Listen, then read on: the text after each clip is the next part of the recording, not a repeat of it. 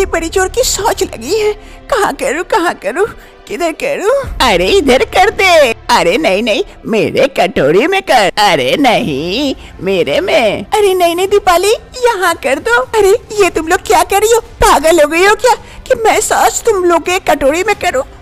चलो हटो, भागो यहाँ से, मुझे शौच लगी है, करने दो। दीपाली को बड़ी जोर की शौच लगी थी। वो शौच करने के लिए आगे आगे भागती है और बाकी सभी कोई कटोरी लेकर उसके पीछे पीछे उसकी शौच लेने के लिए भागते हैं। अरे रुक जा, मैं दौड़ नहीं पाऊंगी, मेरे में कर दे। अरे नहीं दीपाली रुक जाओ, मुझे चाहिए तुम्हारा शौच। आखिर ये क्या होता है? दीपाली की शौच लेने के लिए पूरे गाँव वाले दीपाली के पीछे क्यों भागते हैं? आखिर ऐसा क्या है? जानने के लिए कुछ समय पहले चलते हैं। मोहनलाल और दीपाली की शादी हो जाती है। मोहनलाल दीपाली को पालकी में बिठाकर जंगल के रास्ते अपने घर की ओर लेके जा रहा था। इधर मोहनलाल काफी खुश था इस शादी से और इधर दीपाली भी पालकी में बैठकर इंतजार कर रही थी घर आने का। कभी कोई धीरे धीरे आगे बढ़ रहे थे, तभी दूर से एक आदमी चिल्लाते हुए आता है, अरे भागो, शेर आया, भागो। अरे तुम लोग भागो, शेर आया, भागो। ये कहते हुए वो आदमी भाग जाता है। तभी बाकी दोनों आदमी जो पालकी पकड़े हुए थे वो जल्दी से पालकी को वहीं रख देते हैं और शेर के डर से भाग निकलते हैं। लेकिन मोहनलाल हिम्मत दिखाकर वहीं खड़ा रहता है। तभी सामने से शेर की जोरदार आवाज आती है। आवाज सुनते ही मोहनलाल की फट जाती है और दुम दबा के भाग खड़ा होता है बीबी को छोड़। अगे मैया गे शेर भागो। दीपाली वहाँ पर अकेली थी, वो कुछ समझ नहीं पाती है। पालकी से बाहर उतरती है, देखती है तो सामने शेर खड़ा था। वो देखकर काफी डर जाती है। शेर एक जोरदार दहाड़ मारता दीपाली को देखकर। अरे मैया के शेर, अब तो मैं गई, सब मुझे छोड़ के भाग के, अब मैं कहाँ जाऊँ? ये शेर मुझे नहीं छोड़ेगा। दीपाली शेर को देखकर काफी डर जाती है और कुछ समझ नहीं पाती है, तो जल्दी से जाकर सामने एक पेड़ पर चढ़ जाती है। हे शेर महाराज, तुम यहाँ से चले जाओ ताकि मैं घर जा पाऊँ, आज ही मेरी शादी हुई है। शेर भी उस पेड़ के नीचे जाकर बैठ जाता है। अरे अब क्या होगा मेरा? ये शेर भी तो यहाँ आकर बैठ गया, अब मैं क्या करूँ? शेर दीपाली के इंतजार में वहीं बैठा रहता है और इधर दीपाली पेड़ पर चढ़ी रहती है। उसे काफी भूख लगती है। समय बीतने के साथ साथ दीपाली को समझ नहीं आता है, भूख के मारे जान निकल रही होती है। अरे क्या करूँ, बड़ी भूख लगी है, नीचे जाऊंगी तो मैं क्या खाऊंगी? शेर ही मुझे खा लेगा यही कहीं। अरे ये कौन सा फल है? काफी अच्छा दिख रहा है, कहीं जहरीला हुआ तो? अरे जहर से तो बाद में मरूंगी, पहले शेर खा जाएगा, नीचे उतरी तो इसी को खा के काटती हूँ समय। दीपाली उस पेड़ से फल तोड़ती है और उसी फल को खाकर समय काटती है। धीरे धीरे रात हो जाती है। दीपाली भी पेड़ के ऊपर चढ़ के इंतजार करती है शेर के जाने का, लेकिन शेर वहीं पर बैठा रहता है दीपाली के इंतजार में। धीरे धीरे सुबह होती है। सुबह की पहली किरण के साथ दीपाली की नींद खुलती है। वो देखती है वो शेर वहाँ से चला गया है। अरे शेर नहीं है, क्या करूँ? अरे जल्दी से भागती हूँ जान बचाकर, बाद में देखा जाएगा। फिर दीपाली अपनी जान बचाकर वहाँ से भाग खड़ी होती है। दीपाली भागते भागते अपने घर पहुँचती है। सामने उसकी सास थी। सास दीपाली को देखकर काफी खुश होती है। अरे दीपाली बहू, तू जिंदा है। बेटे ने कहा था कि तुझे शेर भी नहीं माची। मैं शेर के डर से पेड़ पे चढ़ गई थी और शेर जाने के बाद ही मैं अब आई हूँ जान बचाकर। अरे बहू, तुझे देखकर बड़ी खुशी हुई। अरे मोहनलाल, किधर है रे मोहना? बाहर आ देख, बहू आई है। मोहनलाल जल्दी से घर के अंदर से बाहर आता है। दीपाली को देखकर काफी खुश होता है। अरे दीपाली, तुम जिंदा हो? अरे मेरी दीपाली, अरे जा इसे घर के अंदर लेके जा, बहू काफी डरी हुई है। फिर मोहनलाल अपनी पत्नी दीपाली को घर के अंदर लेके जाता है। अरे ऊपर वाले की लाख लाख शुक्र है कि मेरी बहू जिंदा है। रात का वक्त हो रहा था। दीपाली को बड़ी जोर की शौच लगी थी। वो घर से बाहर निकलती है। अरे बड़ी जोर की शौच लगी है, अभी नदी किनारे जाना पड़ेगा। अरे बाबा नहीं, उतनी दूर नहीं जाऊंगी, ऐसे मेरी किस्मत खराब है। उस दिन शेर पीछे पड़ गया, आज काट के आ जाने क्या पीछे पड़ जाएगा। मेरी जान को खतरा है, यहीं कहीं कर देती हूँ, किसी को पता भी नहीं चलेगा। दीपाली डर से और शौच करने के लिए बाहर नहीं जाती है, इधर उधर देखती है और एक जगह शौच कर देती है। हो गया।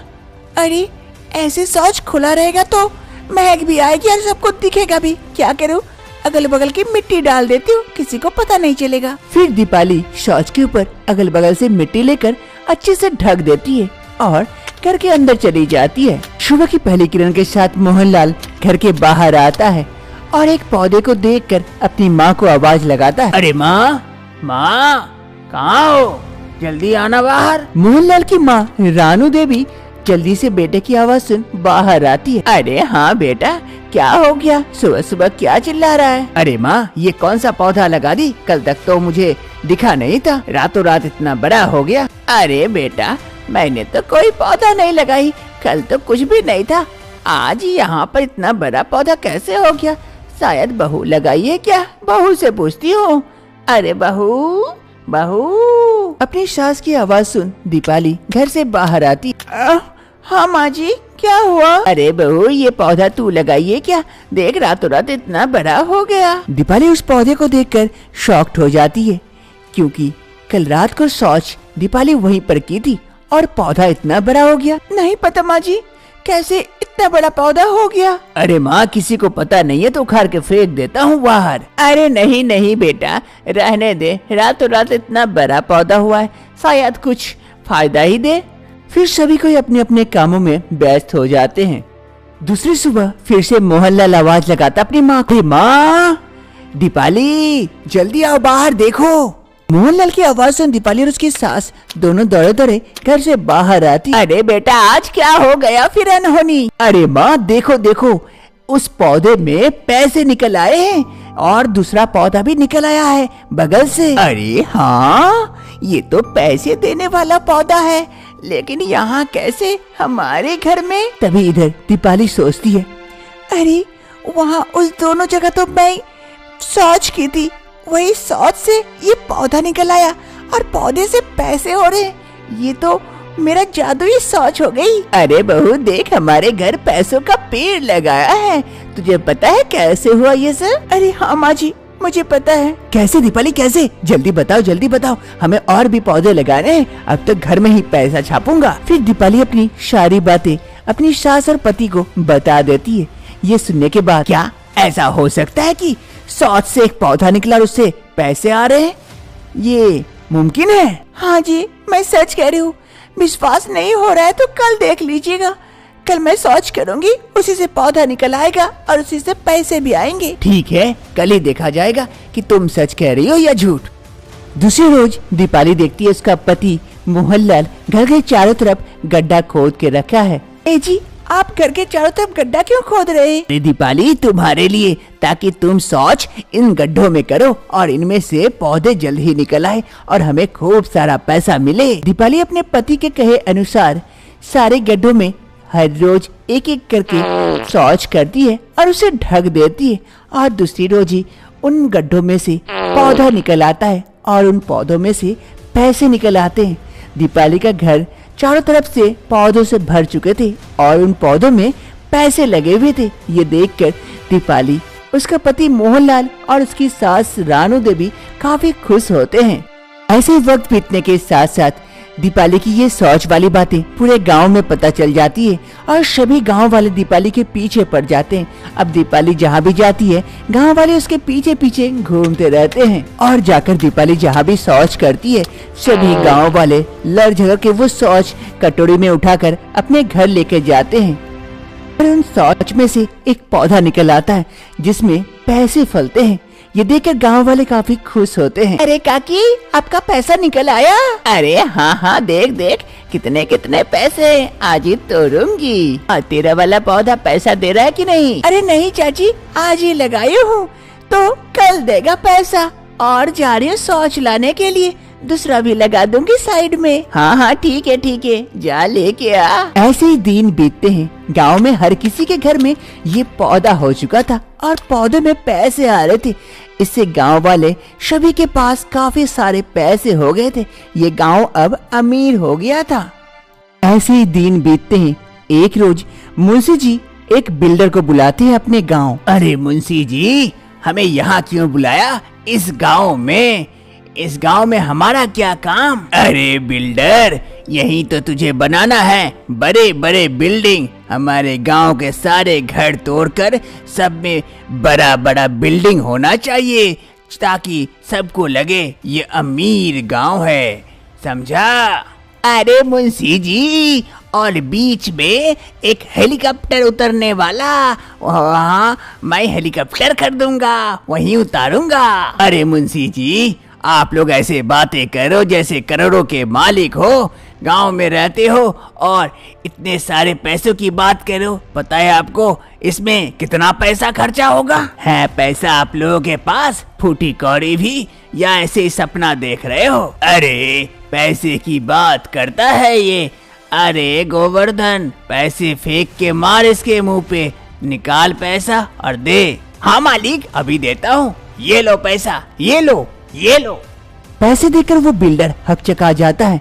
इतने सारे पैसे इन गांव वालों के पास। अरे तुम लोगों के पास इतने सारे पैसे कहाँ से आए? कहीं डाका उका डाला क्या? अरे ओ बिल्डर, आम खा, गुटली मत गिन। अब बता, बिल्डिंग बनाएगा कि नहीं, कि दूसरे के पास जाऊं? वो बिल्डर थोड़ा सा लालच में आ जाता है, उन पैसों को उठाता है और गौर से देखता है। अरे मुंशी जी, सपना कहीं और देखिए, ये डुप्लीकेट नोट हमें न दीजिए, ये तो डुप्लीकेट नोट है, असली नोट चाहिए सपना पूरा करने के लिए, समझे? मैं इतना भी गधा नहीं हूँ कि आपके डुप्लीकेट नोट से आपके लिए बिल्डिंग बनाता फिरूं। हाँ, बड़ा आया है, गांव में शहर जैसा बिल्डिंग बनाएगा। हाँ। ये कहते हुए वो बिल्डर वहाँ से चला जाता है। अरे क्या ये डुप्लीकेट नोट है? लाओ अच्छे से देखो तो। फिर मुंशी उन नोटों को अच्छी तरह से चेक करता है और देखने के बाद पता चलता है कि वाकई ये नोट तो डुप्लीकेट थे। अरे गांव वाले, ये तो जाली नोट है, जाली। इन नोटों से कुछ नहीं हो सकता है, हम ही लोग बुड़बक बन गए थे। गांव वालों का सपना टूट जाता है। सभी गांव वाले अपने लालच छोड़ अपने अपने काम में लौट जाते हैं। मोहनलाल भी अब असलियत जान जाता है। सारे नकली जाली नोटों के पौधे को उखाड़ फेंकता है और सामान उठाता है और खेत की ओर काम करने के लिए चल जाता है। अरे ये तो जाली नोट के पौधे थे, असली होते तो कितना अच्छा होता। अरे बहू, कुछ भी अच्छा नहीं होता, सारे गांव के पास पैसे थे, पैसे का वैल्यू ही खत्म हो जाता। अच्छे हैं कि ये जाली निकले। चल हम भी अपने काम में चलते हैं, घर का कितना सारा काम बाकी है। आज पंकज और पूजा की शादी की सुहागरात थी। बिस्तर को फूलों से सजाया गया था। दूध का ग्लास लिए घूंघट ओढ़े पूजा नहीं बल्कि पंकज बैठा हुआ था और अपनी पत्नी पूजा का इंतजार कर रहा था कि कुछ ही समय में पूजा आती है, हाथों में गुलाब का फूल लिए। आज इस घूंघट में काफी सुंदर दिख रहे हो, जच रहे हो। ये फूल कबूल कर लो, इससे तुम्हारी सुंदरता और बढ़ जाएगी। अरे पूजा, पहले ये घूंघट तो हटाओ। अरे हटाती हूँ, थोड़ा धैर्य तो रखो। फिर पूजा पंकज का घूंघट हटाती है। ये लो पूजा, दूध पी लो, शगुन के लिए अच्छा होता है और सेहत के लिए भी। हाँ, सही कह रहे हो, लाओ दूध पी लेती हूँ आज। फिर पूजा पंकज से दूध का गिलास ले लेती है और दूध पीने लगती है। आखिर ये कैसा नियम है कि पति को घूंघट में रहना पड़ता है? आखिर क्या होता है जो पंकज घूंघट में आने के लिए तैयार हो जाता है? जानने के लिए कुछ महीने पहले चलते हैं। ये है सेठ मोहनलाल, जो कि बहुत ही बड़े कंपनी के मालिक थे और पंकज मोहनलाल के पास ही काम करता था, एक छोटा सा एम्प्लॉय था। Good morning sir. सर, आपने ये फाइल मंगाया था, ये एक बार चेक कर लीजिए, प्रोजेक्ट का सारा काम हो गया है। पंकज मोहनलाल का खास आदमी था। मोहनलाल पंकज पर काफी विश्वास करते थे और घर की सारी बात पंकज से शेयर भी किया करते थे। अरे पंकज, आओ आओ, बैठो बैठो। फिर पंकज जाकर कुर्सी पे बैठ जाता है। अरे सर, क्या बात है, आज आप काफी परेशान नजर आ रहे हैं। अरे पंकज, तुमसे और क्या छुपाऊं, बात ही कुछ ऐसी है। बेटी शादी लायक हो गई है, लेकिन किसी को पसंद नहीं कर रही है, न जाने क्यों। अब मेरी भी उम्र हो गई है, मैं चाहता हूँ मैं उसके लिए कोई घर जमाई लेके आऊं और सारी कंपनी उसी के नाम कर दूंगा। वो अब देखेगा इस कंपनी को और आगे लेके जाएगा। लेकिन ऐसा लड़का मिलेगा तब तो। अगर तुम्हारी नजर में हो पंकज तो जरा बताना मुझे, और देखता हूँ बेटी को राजी कर पाता हूँ या नहीं। अरे सर, आप कहे तो क्या मैं मैम साहब से बात करके देखूं? अरे हाँ हाँ, क्यों नहीं, तुम बात करोगे। अगर हो सके तो वो तुम्हें बता दे कि उसे कैसा लड़का पसंद है तो बड़ी अच्छी बात होगी। देखना जरा बात करके। ठीक है सर, मैं आता हूँ। ये कहते हुए पंकज वहाँ से चला जाता है और इधर सेठ मोहनलाल अपनी बेटी की शादी को लेकर काफी परेशान रहते हैं। ये है मोहनलाल की बेटी पूजा। आज पंकज पूजा को पार्क लेके आया था बात करने के लिए। अरे पूजा, क्या बात है, तुम शादी के लिए क्यों नहीं मान रही हो? पापा इतने परेशान हैं। अरे पंकज, तुम्हें अच्छे से पता है कि मैं किसी और से शादी नहीं कर सकती।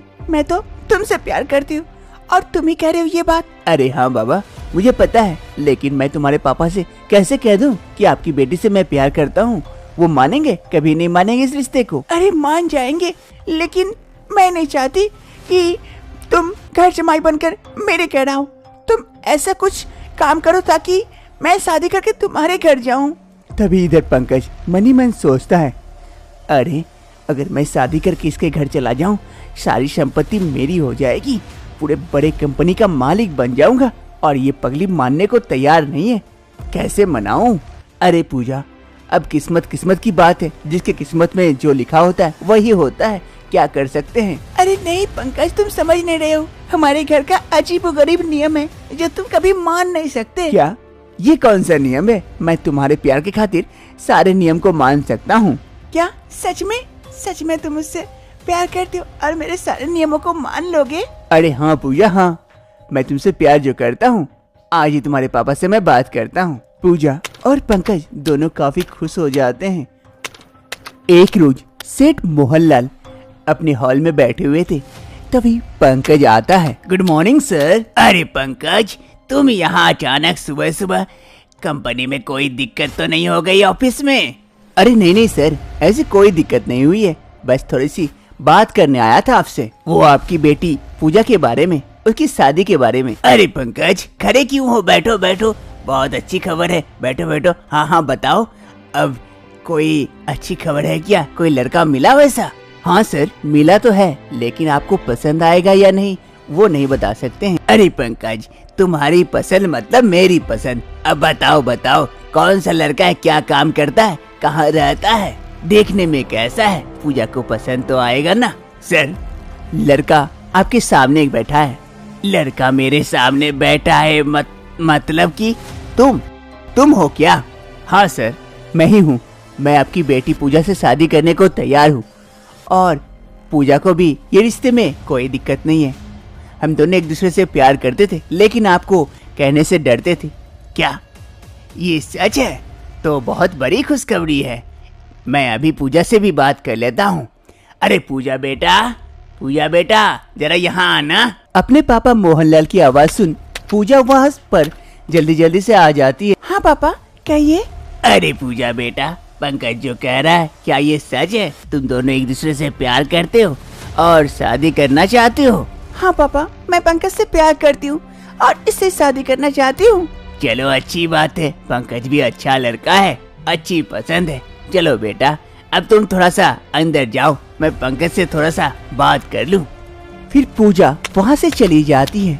तभी सेठ मोहनलाल कहता है, अरे पंकज देखो, अब तुम मेरी बेटी से शादी करोगे, मेरे जमाई बन जाओगे, फिर ये सारी कंपनी तुम्हारी होगी। लेकिन हमारे भी कुछ नियम कानून हैं घर जमाई बनने के, तो तुम्हें वो नियम मानना होगा, तभी तुम पूजा से शादी कर सकते हो। ठीक है सर, मैं पूजा से प्यार करता हूँ और पूजा के खातिर सारे नियम कानून मानने को तैयार हूँ। फिर मोहनलाल पंकज से सारी बातें कह देता है, जो भी उसके नियम कानून थे घर जमाई बनने के।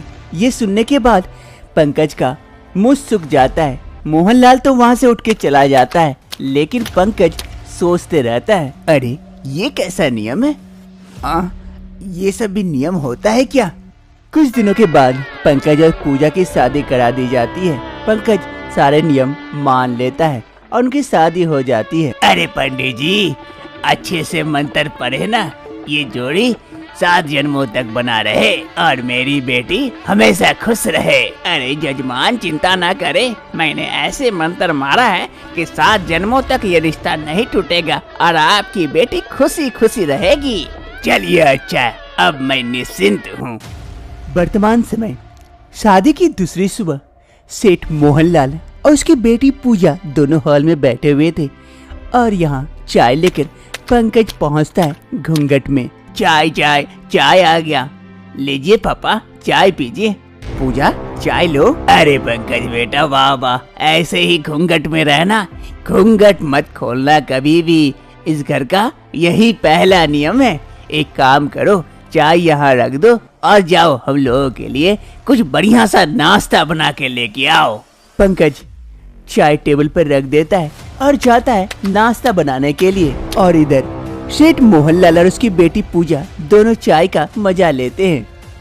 पंकज किचन में आकर नाश्ता बना रहा होता है और सोचता है, अरे मैंने सोचा था घर जमाई बन के ऐश करूंगा, राज करूंगा, सारी कंपनी का मालिक भी बन जाऊंगा, लेकिन ये क्या, मुझे नियमों तले दबा दिया गया। मैं तो खुद घूंघट में आ गया, कैसे निकलूं इस घूंघट से बाहर। पंकज ये सब सोच रहा होता है और नाश्ता बना रहा था, तभी उसकी बीवी पूजा वहाँ पहुँच जाती है। अरे पंकज, अभी तक तुम्हारा नाश्ता नहीं बनाया हुआ है, कितने लेट लगाओगे? हमें भूख लगी है, पापा भी कब से इंतजार कर रहे, जल्दी बना के लेके चलो। हाँ हाँ हो ही गया, लेके जा ही रहा था, चलो चलो मैं आता हूँ। फिर पंकज नाश्ता उठाता है और लेके जाता है सर्व करने के लिए। क्या आप लोग भी घर जमाई बनना चाहते हैं और ऐश करना चाहते हैं? कमेंट में जरूर बताएं, कहीं आपकी हालत भी ऐसी ना हो जाए घूंघट में पति जैसी।